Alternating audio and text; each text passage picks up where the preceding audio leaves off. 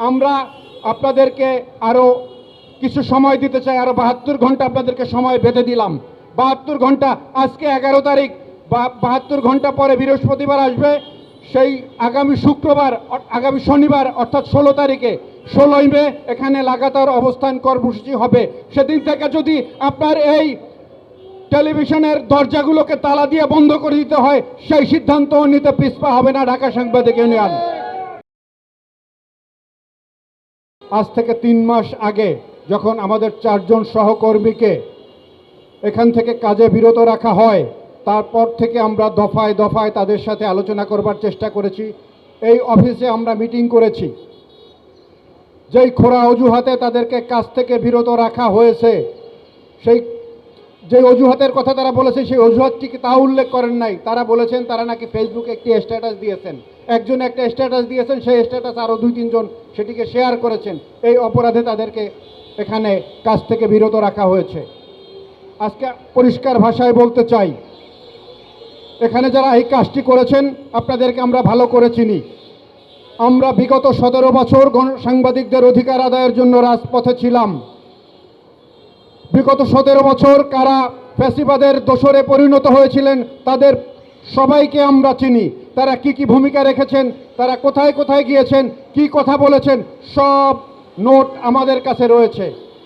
আজকে তাদের উদ্দেশ্যে পরিষ্কার করে বলতে চাই যে গণমাধ্যম কর্মীদেরকে আপনারা খেলার গুটি হিসাবে ব্যবহার করবেন, আপনারা মালিক পক্ষ থেকে সুবিধা নেবেন, আর যারা পেশাদার সাংবাদিক তাদেরকে আপনারা রাস্তায় নামিয়ে সেখানে শান্তিতে চাকরি করবেন আর শান্তিতে ঘুমাবেন, সেই সুযোগ ঢাকা সাংবাদিক ইউনিয়ন আপনাদেরকে দেবে না। পরিষ্কার আমি আপনাদেরকে বলতে চাই, যারা এই কাজটি করেছেন, এখানে আমরা শুনতে পেয়েছি যে এখানে দেশপ্রেমিক এবং জুলাইয়ের পক্ষের সাংবাদিকদেরকে বিতাড়িত করে এখানে ফ্যাসিবাদের দোসরদের তিনি এখানে নিয়োগ দিচ্ছেন এবং তাদের নিয়ে তিনি প্রতিনিয়ত এখানে বৈঠক করছেন। এই তথ্য আমাদের কাছে আছে। সুতরাং বিগত 16-17 বছর যে ফ্যাসিবাদের পক্ষে যে সাংবাদিকরা অবস্থান নিয়েছিল, যারা নেতৃত্ব দিয়েছিল, তারা তো পালিয়ে গেছে, আপনারা দেখেছেন। আজকে অনেকে বলেন যে সাংবাদিকরা জেলে আছে, সাংবাদিকরা পালিয়ে থাকতে বাধ্য হচ্ছে। কারা পালিয়েছে আপনি বলেন তো? এদেশের পেশাদার কোন সাংবাদিক পালিয়েছে? যারা বিগত ফ্যাসিবাদী হাসিনার চাটুকারিতা করেছে, তাদের দোসরে পরিণত হয়েছিল, তাদের প্রচার মাধ্যমের ভূমিকা পালন করেছে, তারা পালিয়েছে। এদেশের একজন গণমাধ্যম কর্মী যারা পেশাগত দায়িত্ব পালন করেছে তারা পালায়নি।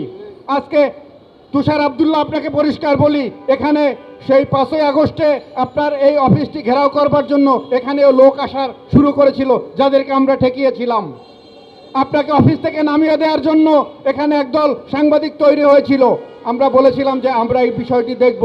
আপনি সেই বিষয়গুলো ভুলে গেছেন। আপনি ঢাকার বাইরে গিয়েছিলেন, সেখানে আপনাকে ঘেরাও করেছিল সাংবাদিকরা, সেখান থেকে আপনি পালিয়ে এসেছেন এবং আমাকে ফোন করেছিলেন সেখান থেকে আপনাকে রক্ষা করার জন্য। সেই কথাগুলো ভুলে যাবেন না।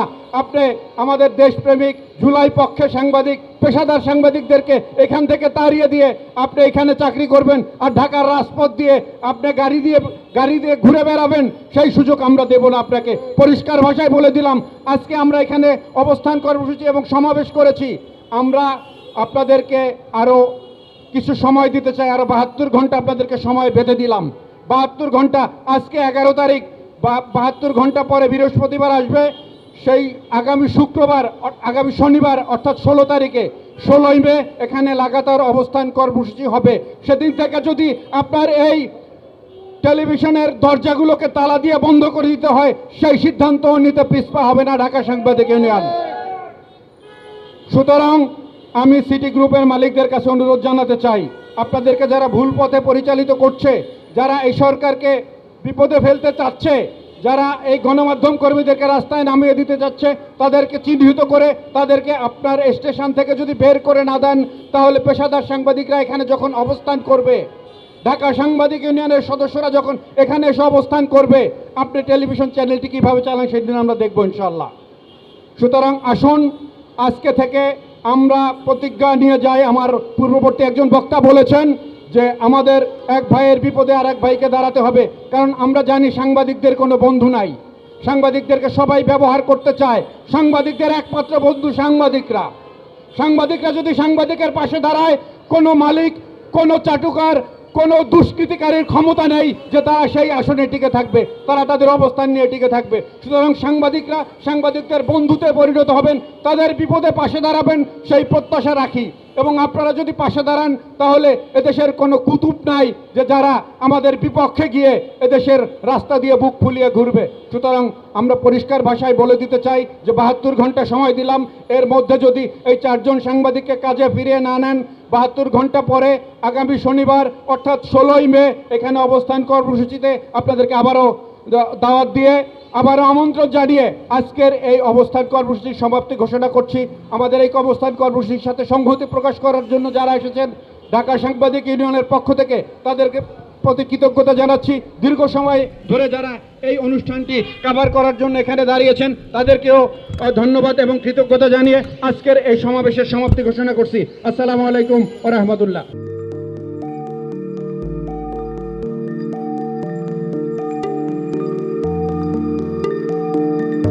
পহেলা জানুয়ারি 2026 ইউটিউব জার্নালিজমের অগ্রদূত changeTV.press সংগ্রাম মুখর 7 বছর পেরিয়ে পা রাখলো গৌরবান্বিত 8 বছরে। এই আনন্দ প্রহরে সবাইকে নিরন্তর শুভেচ্ছা। আমি নিজেকে ধন্যবাদ মনে করি, আমি সৌভাগ্যবান চেঞ্জ টিভির পক্ষ থেকে আমার সাক্ষাৎকার নেওয়ার জন্য তারা আসছেন এবং চেঞ্জ টিভি দীর্ঘ 8 বছর ধরে এই কাজগুলি করছে। আমি তারা অনেক ভালো কাজ করেছেন, দেশের মানুষের সুখ দুঃখের কথা প্রত্যক্ষ তুলে ধরছেন। আমার আশা থাকবে চেঞ্জ টিভি সামনের দিকে উত্তরোত্তর আরও সমৃদ্ধ হবে। একটাই শুধু আমাদেরকে উপদেশ দিতে চায় তাদের কাছে, সেটা হচ্ছে সত্য কথাটা মানুষের সামনে তুলে ধরা, মানুষের ভিতরে কি চায় তাদেরটা তুলে ধরা, মানুষের প্রত্যাশা তুলে ধরা এবং মানুষের মধ্যে এই যে দেশাত্মবোধটা এবং সত্যবাদীটা এটা জাগরণ করে চেঞ্জ টিভির সামনের দিকে এগিয়ে যাবে। এবং যারা দেশের কথা চিন্তা করে এবং দলমত নির্বিশেষে যে লোকগুলো আছে তারা দেশের কথা চিন্তা করে, দেশের উন্নয়নের কথা চিন্তা করে, কোনো পক্ষপাতিত্ব করে না, তাদের বক্তব্য দেশের মানুষের তুলে ধরা, এই কাজগুলি সামনে এগিয়ে নিয়ে যাবে, এটা আমাদের প্রত্যাশা। অনেক ধন্যবাদ আপনাদেরকে, দেশবাসীকে, দেশবাসী সবাইকে আমি ধন্যবাদ জানাচ্ছি। changeTV.press এক ফোঁটা হলুদ নেই। আমরা শুধু আপনাদের কাছে একটাই আবেদন করব, মিথ্যার পিছনে দৌড়বেন না, সত্যকে ধারণ করেন, সত্যকে জনগণের কাছে তুলে ধরেন। সেটা যতই কঠিন হোক না কেন পিছপা হবেন না, ভয়ের কোনো কারণ নেই। আল্লাহর সাথে থাকেন, আল্লাহ আপনাকে সাহায্য করবে। কোনো মানুষের কাছ থেকে কোনো সাহায্য কামনা করবেন না। ধন্যবাদ। changeTV.press এক ফোঁটা হলুদ নেই। হ্যাঁ, চেঞ্জ টিভি আমি বিশেষ কারণে দেখি সুযোগ পেলে, বিশেষ করে তোমার অনুষ্ঠানটা যখন হয় আগে পরে আমি দেখে থাকি, ভালো লাগে, উপস্থাপনা ভালো, মোটামুটি সব কিছু ভালো। আমি তাদের শুভকামনা করি এবং চেঞ্জ টিভি আমি আশা করি সবসময় নিরপেক্ষ, যেহেতু এই চেঞ্জ টিভিটা সংবাদ প্রচারের একটা মাধ্যম, সুতরাং সঠিক সংবাদটাই চেঞ্জ টিভি প্রচার করবে, এটাই আমার কামনা থাকবে তাদের কাছে, সেই সঙ্গে আমার শুভেচ্ছা থাকবে। changeTV.press এক ফোঁটা হলুদ নেই। সুপ্রিয় দর্শক, এই চেঞ্জ টিভি বিগত 7 বছর ধরে খুবই গুরুত্বপূর্ণ ভূমিকা পালন করছে আমিরুল মোমিনিন মানিক।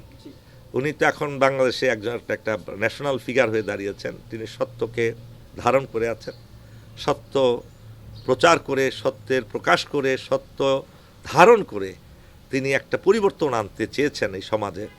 আমি আশা করি এটাতে অনেকে উদ্বুদ্ধ হয়েছেন এবং এই চেঞ্জ টিভির ভূমিকা অন্যকে অনুসরণ করার জন্য আমি আবেদন জানাবো। একই সাথে চেঞ্জ টিভির কর্তৃপক্ষ এবং দর্শক শ্রোতাকে আমার ব্যক্তিগত দোয়া এবং শুভেচ্ছা রইল। changeTV.press এক ফোঁটা হলুদ নেই। চেঞ্জ টিভির সবচেয়ে বড় নামটা সুন্দর, চেঞ্জ নামটা সুন্দর, হলুদ সাংবাদিকতা নয়, ট্রু জার্নালিজম এবং একটা চেঞ্জ। এবং মানে একটা কথা আছে, if you want to change the world we have to change your self. এবং চেঞ্জটাই হচ্ছে মূল জিনিস, আমরা আমাদের সামনে রাখতে হবে। আমরা একটা পরিবর্তন চাই। চেঞ্জ টিভিতে এই সমস্ত প্রোগ্রাম দেখিয়েছে, মোস্ট অফ দ্য ক্ষেত্রে আমি দেখেছি তারা একটা নতুনত্ব নিয়ে আসছে, বিভিন্ন ইন্টারভিউ বিভিন্ন প্রোফাইল লোকদের দিয়েছে এবং একটা নতুন বাংলাদেশ তৈরি করা, একটি নতুন নেতৃত্ব তৈরি করা, একটি নতুন চিন্তা একটা ওয়ার্ল্ড তৈরি করার ব্যাপারে চেঞ্জ টিভির একটা বিরাট ভূমিকা রয়েছে। সেজন্য চেঞ্জ টিভিকে আমি ধন্যবাদ। যদিও একটা এটা Online. ওই ধরনের টেলিভিশন না, বাট এটা একটা online TV, but it's very successful. তাই আমি উত্তরোত্তরে সাফল্য কামনা করছি। আমি চাই যে ব্যতিক্রম দিয়ে আমাদের ইয়েটা শুরু করতে, যে কথাটা বললাম যে প্রত্যাশা, মানুষ একটা ব্যতিক্রম চাই, এবং চেঞ্জ টিভি সে ভূমিকা পালন করুক, এটা প্রত্যাশা। এবং তাদের 8 বছরের অতিক্রম করেছে, তাদেরকে তার দর্শকদেরও শুভেচ্ছা জানাচ্ছি। যারা তোমরা এটার পিছনে ছিলা, যারা নেপথ্যে কাজ করছো, তাদেরকেও আমি আন্তরিক শুভেচ্ছা জানাচ্ছি। changeTV.press, এক ফোঁটা হলুদ নেই।